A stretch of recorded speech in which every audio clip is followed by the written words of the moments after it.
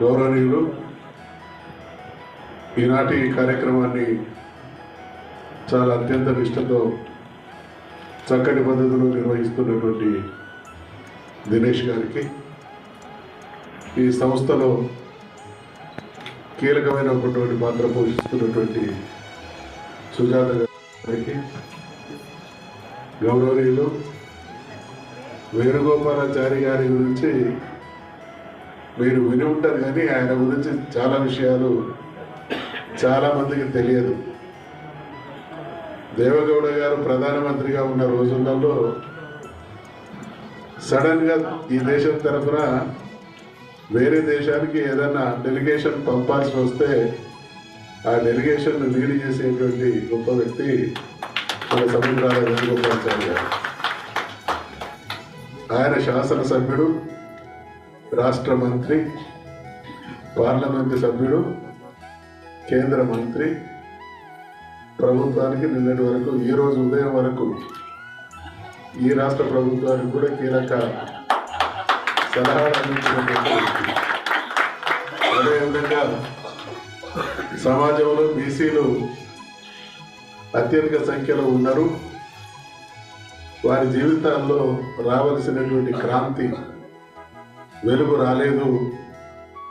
దాని విషయంలో లోతైన అవగాహన, లోతైనటువంటి పరిశీలన జరగాలి.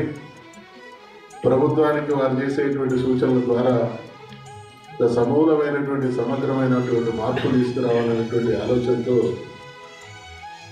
నిన్నటి దాకా ఉన్నటువంటి ప్రభుత్వం పగులాభరణం గారిని ఆ కమిషన్ చైర్మన్గా వేయడం, వారు అద్భుతమైనటువంటి అనేక రాష్ట్రాలను సందర్శించి అనేక రాష్ట్రాల్లో బీసీ సమాజానికి ఇవ్వబడుతున్నటువంటి సౌకర్యాలు, సదుపాయాల గురించి విస్తృతమైనటువంటి అవగాహన కలిగినటువంటి వ్యక్తి పగులాభరణం కృష్ణమోహన్ గారు, చైర్మన్ గారు. ఏంటి అని అనుకుంటున్నా వారు ప్రత్యక్షమే. నిజంగా చాలా సంతోషం. మరొకసారి మక్ష నిర్వాహకులకు హృదయపూర్వకమైనటువంటి అభినందనలు తెలియజేస్తా ఉన్నా. ఈనాటి అవార్డు గ్రహీతలందరికీ కూడా శుభాకాంక్షలు తెలియజేస్తా ఉన్నా. ఈ సందర్భంగా ఒక మాట, ప్రపంచంలో జనాభాలో అత్యధిక జనాభా కలిగినటువంటి దేశం భారతదేశం. ప్రపంచంలో వైశాల్యంలో 7వ స్థానం ఆక్రమించినటువంటి దేశం భారతదేశం. చాలామంది ప్రతి పనికి ప్రభుత్వాల మీద ఆధారపడి అన్ని ప్రభుత్వాలే చేయాలనేటువంటి భావనతో అందరం కూడా ఉంటాం. అందుకనే ఏదో సినిమాలో ఓ పాట ఉన్నది, ఎవరో వస్తారని ఏదో చేస్తారని ఎదురు చూసి మోసపోకుమా, నిజం మరచి నిద్రపోకుమా. అయితే ఇది గ్రహించింది మక్ష సంస్థ.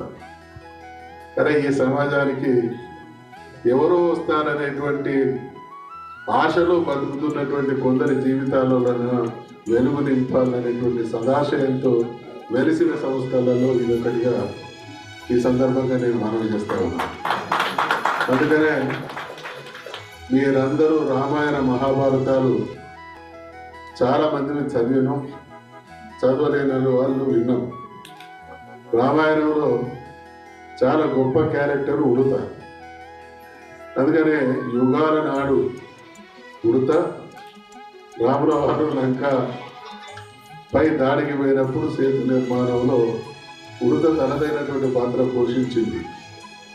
ఈరోజు ఎప్పుడైనా ఎవరైనా చాలా అంటే చిన్న పని కూడా దానిదైనటువంటి ప్రభావం ఉంటుంది. కాబట్టి వారు ఈరోజు ఆ రకంగా అనేక మందికి ఉపాధి ఇచ్చేటువంటి శిక్షణ కార్యక్రమాలతో పాటు అనేక కార్యక్రమాలు నిర్వహిస్తూనే సమాజానికి ఉపయోగపడేటువంటి వ్యక్తుల్లో ఇంకా వారు చేస్తున్నటువంటి వృత్తిలో వారు విశేషమైనటువంటి ప్రతిభను చూపడం ద్వారా మిగతా వాళ్ళకి ఆదర్శంగా వాళ్ళు తయారైతే ప్రతి ఒక్కరూ ఇంకొకరిని ఆదర్శంగా తీసుకుంటే సమస్య లేని ఒక అద్భుతమైనటువంటి భారత సమాజ నిర్మాణం జరిగేటువంటి అవకాశం ఉంటుందనేటువంటి భావనతో వారు చేస్తున్నటువంటి ఈ కార్యక్రమాన్ని హృదయపూర్వకంగా అభినందిస్తూ సెలవు తీసుకుంటారు.